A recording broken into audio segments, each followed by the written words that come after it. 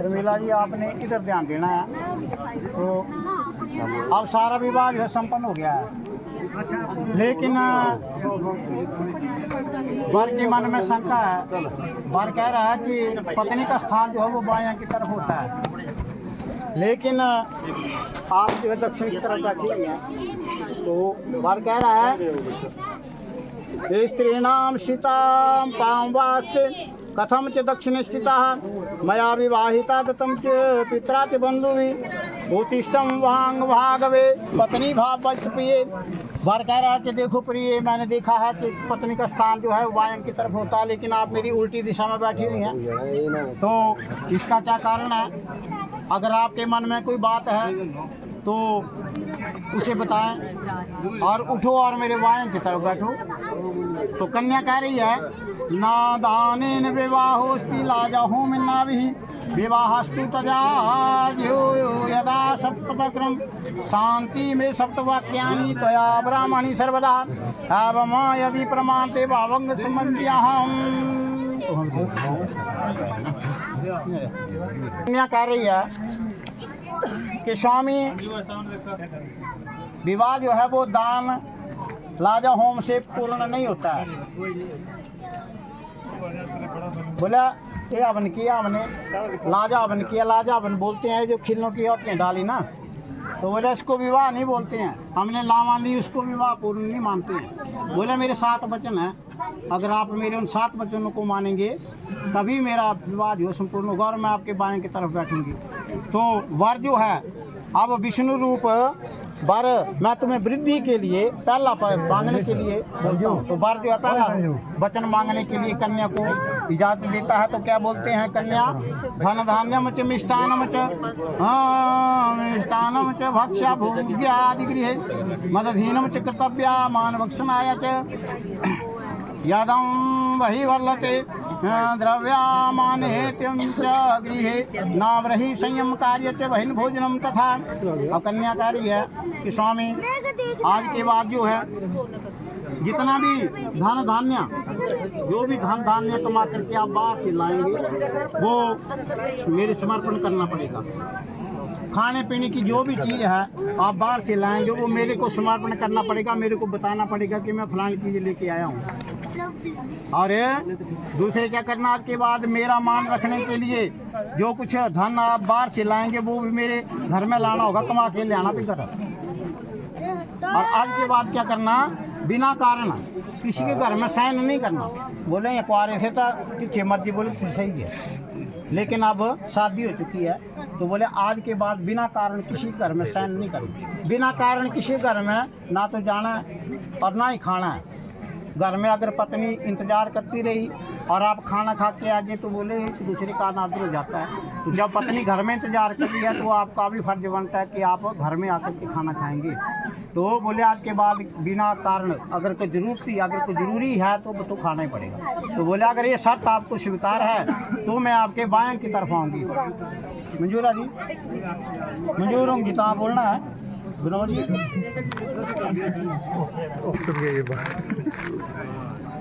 अब दूसरी शर्त में कन्या क्या कह रही है,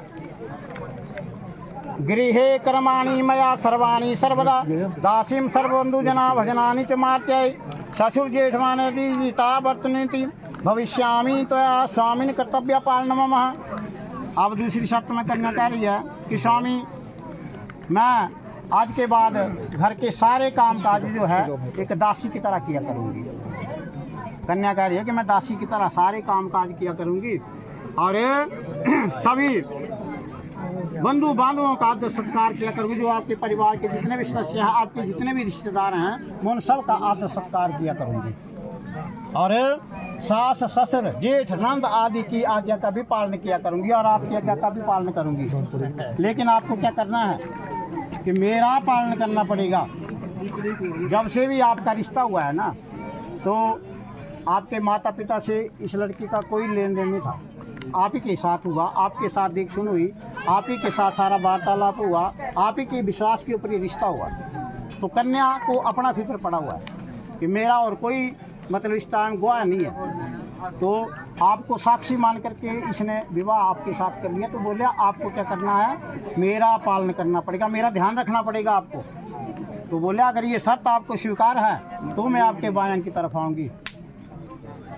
अब तीसरी शर्त में कन्या कह रही है, पतिलाहम च दुखेन च माता पिता च बंधु भी तराव दत्ता सलीलम हस्ते गृहार निषिद्धो पुरोहित गुरु प्राज्ञा सर्वबंधु समागमे जतिरान्या चामे जाता गोत्रम नाम कुलम तथा सुखेन सर्वे जीवंतु पलम मलम धर्म।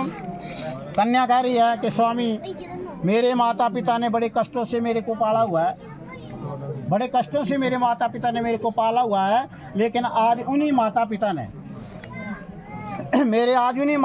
ने इस अग्नि को साक्षी मान करके, इस कलश को साक्षी मान करके, पर्वतों को साक्षी मान करके, जितने भी संबंधी गण आए हुए हैं उन सब को साक्षी मान करके आज मेरा कन्यादान आपको दे दिया। तो बोला महाराज जब मेरे माता पिता ने मेरा दान जो है आपको दे दिया, तो आज के बाद पहले मैं कैल गोत्र से जानी जाती थी, अब मेरा गोत्र जो बदल गया, अब मैं जलोच गोत्र से जानी जाऊंगी। अब इनके साथ मेरा गोत्र जो है वो मेल नहीं करता है। तो बोले आज मैं मेरी जाति कुल गोत्र जो सारे बदल गए हैं, मेरे सभी संबंधी आज के बाद बोले अड़ी प्रार्थना करने में मेरे जितने भी रिश्तेदार हैं, मेरे माता पिता सारे सुखाने रहो। तो बोले हे स्वामी मैं स्वामी वाली हूँ, लेकिन आपको क्या करना है, मेरी सारी फिक्र मेरा पालन करना पड़ेगा, मेरा ध्यान रखना पड़ेगा आपको। अगर ये शर्त आपको स्वीकार है तो मैं आपके बाएं की तरफ आऊँगी। अब चौथे शर्त में कन्या कह रही है, सुख दुखानी सर्वाणी भुंजाना त्वचा से तो ये प्रसन्न सुमुखी रुष्टे प्रियवादिनी भवतां सुख में शांति गौरी आराधन तत्परा भविष्यामि तो स्वामी कर्तव्य पालन में। चौथी शर्त में कन्या कह रही है कि स्वामी मैं आज के बाद बोले जितने भी कर रहे सारे काम काज होने, बोला मैं एक आपके साथ मिलजुल करके करा करूँगी। आपके घर में वो घर वो आपका नहीं, अब इसका भी बन गया। तो बोला अपने घर में हम आए, कोई सुख दुख भी होगा तो हम दोनों मिल करके सहन किया करेंगे, सुख दुख जो है हम मिलजुल करके सहन करा करेंगे। लेकिन आपके कभी क्रोध आने पर, आपको अभी कभी क्रोध भी आ गया ना, तो बोले आगे से मैं गुस्से से नहीं बोला करूँगी, मीठा वचन बोल करके आपको शांत किया करूँगी। लेकिन और आपकी लंबी आयु के वास्ते भगवती गौरी का पूजन भी किया करूँगी, जैसे करवा चौथ का व्रत किया जाता है, बोले वो पूजन भी किया करूँगी आपकी लंबी आयु के वास्ते। लेकिन आपको क्या करना है कि आपको मेरा ध्यान रखना पड़ेगा। कन्या वही कह रही है कि आपको मेरा ध्यान रखना पड़ेगा, यदि आपको स्वीकार है तो मैं आपके बाएं की तरफ आऊँगी। अब पंचवीं शर्त में कन्या कह रही है, कुटुंब पालनीयमाच त्वया यावन वर्धिके यदपगच्छामि ते स्वामिने तदेव सदा मम एवं यदि प्रमाणते स्वभावं समज्ञहं कन्या सप्तपदे वाक्या प्रपंचम वेदमृतम। पांचवीं शर्त में कन्या कह रही है कि स्वामी आपको युवावस्था से लेकर वृद्धावस्था तक मेरा पालन करना पड़ेगा। मेरा ही पालन नहीं करना पड़ेगा, सारे परिवार का पालन करना पड़ेगा। बोलिया आज जैसे पहले लापरवाही कर रहे थे, लेकिन अब आपकी जिम्मेवारी जो बहुत ज़्यादा बढ़ चुकी है, शादी होने के बाद जिम्मेवारी बढ़ चुकी है, माता पिता की सेवा भी करनी पड़ेगी, भाई बहनों की सेवा भी करनी पड़ेगी, मेरा भी आदर सत्कार करना पड़ेगा, मेरी भी सेवा करनी पड़ेगी। तो बोले आज के बाद आपका जो है जिम्मेवारी बहुत ज़्यादा बढ़ चुकी है, तो आपको मेरा ही नहीं अपने कुटुंब का पालन भी करना पड़ेगा। और जो कुछ मैं आपसे उचित मांगूं, जो मेरी ज़रूरत की चीज़ें हैं, अगर उसको मैं बार बार भी आपसे मांगा करूंगी, तो बोले मेरे मांगने से कभी नाराज़ नहीं होना, कभी नाराज़ नहीं होना। और कन्या कह रही है कि अगर महाराज मेरे से किसी कोई बुरा शब्द कहीं निकल गया मेरे मुंह से, तो उस शब्द को अपने मन के बीच में नहीं रखना। मेरे से कभी अपराध हो गया तो मेरे अपराध को ऐसे क्षमा कर देना जैसे स्वामी एक दासी के अपराध को क्षमा कर देता है। तो बोला उस भूल चूक को माफ़ कर देना। तो बोला मैं अगर तो मेरे बार बार मांगने से कभी नाराज नहीं होना, और मेरा अपराध जो है वो क्षमा कर देना। अगर ये आपको स्वीकार है तो मैं आपके बाएं की तरफ आऊँगी।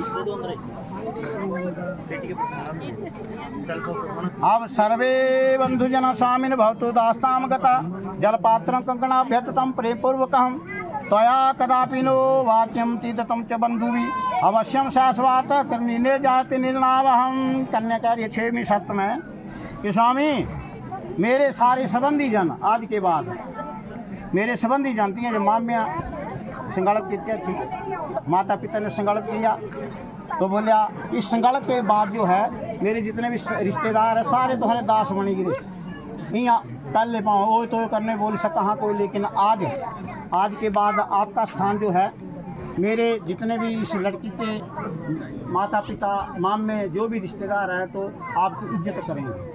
आपका स्थान जो है सर्वोच्च बन चुका है सारे रिश्तेदारों की नज़रों में। तो बोले महाराज जी उनकी नज़रों में आपका स्थान जो बड़ा बन चुका है, क्योंकि मेरे रिश्तेदारों ने जल पात्र इस लोटे को कंगना बांध करके और आपको मेरा दान कर दिया है। कभी मेरे संबंधियों के बीच में बोले कभी मेरे में ऐसा नहीं कहना कि आपके रिश्तेदारों ने मुझे क्या दिया। बोले ठोकर नहीं लगानी इस बात की। बोले एक जगह रहने से कई बार लड़ाई झगड़ा भी हो जाता है। जब एक छत के नीचे रहना तो कहीं कुछ होता है। तो बोले कुछ लड़ाई भी होंगी ना, तो बोले कल ये भी ठोकर नहीं लाने पे तेरे माँ बाप ने तेरे रिश्तेदार ने क्या दिक्कत मिंजो। लेकिन कन्यादान से बड़ी कोई चीज़ नहीं है, कन्यादान सबसे बड़ा है। तो बोले कभी भी बोल करके भी इस प्रकार की ठोकर नहीं लगानी। तो कन्याकारी महाराज इस प्रकार की ठोकर नहीं लगानी है, और आप मेरी किसी भी बात को हृदय में धारण नहीं करेंगे। मेरे से कल कई बार बोल चुक भी हुई, यानी बोला सर गल हृदय से धारण नहीं करनी है। वही बात आ गई कि मेरा अपराध जो क्षमा कर देना आपने। अगर आपको ये सत्य स्वीकार है तो मैं आपके बाएं की तरफ आऊँगी। अब 7वीं शर्त में कन्या कह रही है विवाहों में यज्ञ विवाह च कन्यादान मखे व्रते आंचल ग्रंथि मादाय भवतां भावसुता अर्ध पुण्य कृष्यामि ना त्वं पाभाग्नि अर्ध पाप प्रदस्यामि चंडिकार्या यदि त्वया एवं यदि प्रमाणते भाव संवंज्यहम्।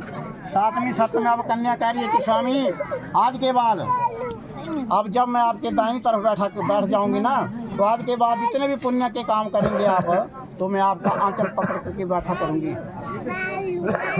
बोले मैं खब्बे पासे बैठना, लेकिन मैं आपका आंचल पकड़ करके बैठूंगी शुभ कार्य के बीच में, जैसे कन्यादान विवाह हो गया, यज्ञ हो गया।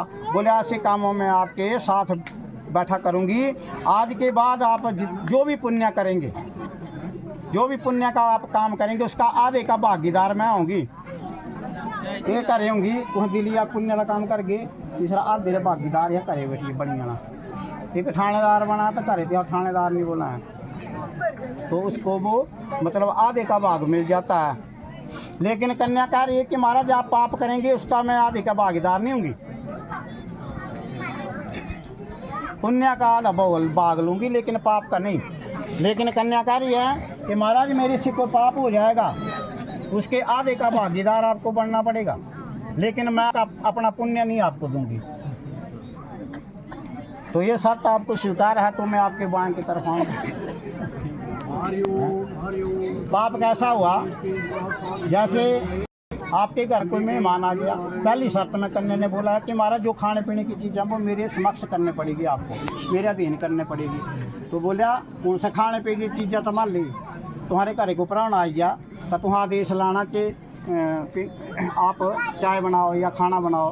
तो बोलिया मैं आपकी आज्ञा का पालन करूंगी। चूल्हे के बीच में कई प्रकार के, लकड़ी के बीच में कई प्रकार के जीव जल जाते हैं, तो वो उस अग्नि के बीच में जितने भी जीव जले हुए हैं उनकी जो हत्या है उसका पाप जो है वो हम दोनों को बांटना पड़ेगा, क्योंकि ये तो आपकी आज्ञा का पालन करेगी।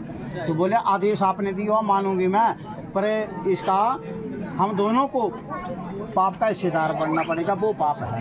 हाँ जी मंजूर है ना, मिटाइते ना। हाँ अब वर कह रहा है, आप सुनो बच्चा के 7 वचन पूरे हो जाते हैं तो वर कहता है बोला मेरा भी एक बच्चा है विनोद वर कहता है कि सत्या तथा प्रिया वचन गलती भी हो जाती है, ना तो भी सच बोलना है। और